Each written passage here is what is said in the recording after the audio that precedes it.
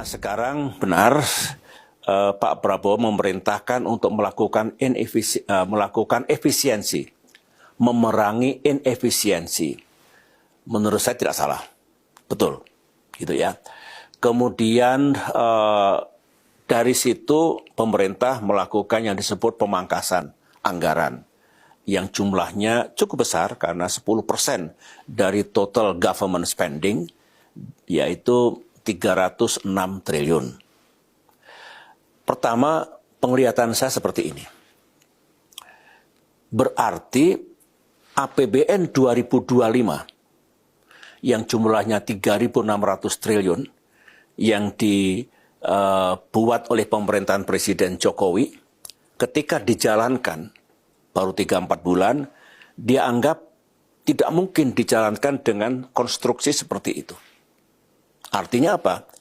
Pak Prabowo harus melakukan perubahan. APBN 2025 produk dari pemerintahan Presiden Jokowi. Dan itu boleh, itu sah.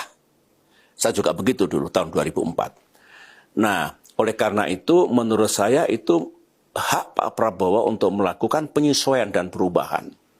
Yang saya senang hari ini, saya mendengar hari-hari terakhir ini pemerintah bersama DPR mulai bekerja. Kalau diubah seperti apa perubahannya? Kalau dilakukan pemangkasan, pemangkasannya sebesar apa? Untuk sektor apa? Untuk kementerian apa? Pusat dan daerah seperti apa juga? Saya suka.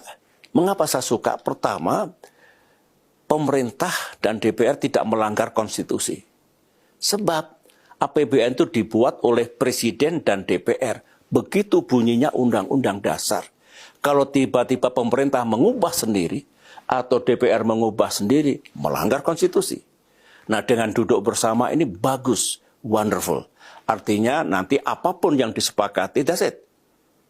Karena sah menurut Undang-Undang Dasar dan Pak Prabowo tidak salah karena proses ini sedang berlangsung. Ke isu fiskal, kita lihat untuk APBN 2025 nilainya berkisar di 3.600 triliun rupiah dan Presiden Prabowo baru-baru ini memangkas anggaran belanja sebesar sekitar 306 triliun rupiah untuk dialihkan ke program-program yang menjadi prioritas pemerintah saat ini. Salah satunya adalah makan bergizi gratis. Tanggapan dari Anda, apakah ini merupakan kebijakan yang tepat untuk dilakukan saat ini? Iya, ini kita bicara fiskal, bicara APBN.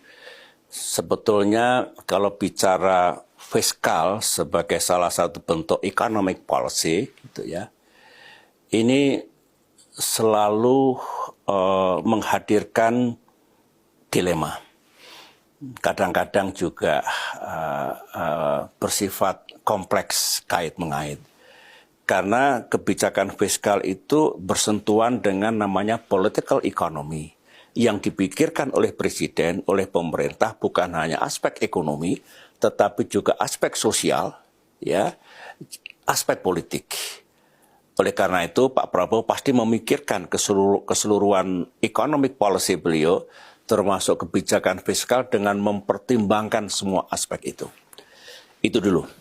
Ini understanding kita on economic policy, political economy, dan kebijakan fiskal. APBN, APBD. Pak Prabowo harus melakukan perubahan. APBN 2025 produk dari pemerintahan Presiden Jokowi. Dan itu boleh, itu sah. Saya juga begitu dulu tahun 2004. Nah, oleh karena itu menurut saya itu hak Pak Prabowo untuk melakukan penyesuaian dan perubahan. Yang saya senang hari ini, saya mendengar hari-hari terakhir ini pemerintah bersama DPR mulai bekerja. Kalau diubah seperti apa perubahannya? Kalau dilakukan pemangkasan, pemangkasannya sebesar apa? Untuk sektor apa? Untuk kementerian apa? Pusat dan daerah seperti apa juga? Saya suka. Mengapa saya suka? Pertama, pemerintah dan DPR tidak melanggar konstitusi. Sebab APBN itu dibuat oleh Presiden dan DPR. Begitu bunyinya Undang-Undang Dasar. Kalau tiba-tiba pemerintah mengubah sendiri atau DPR mengubah sendiri, melanggar konstitusi. Nah, dengan duduk bersama ini bagus, wonderful. Artinya nanti apapun yang disepakati, that's it. Karena sah menurut undang-undang.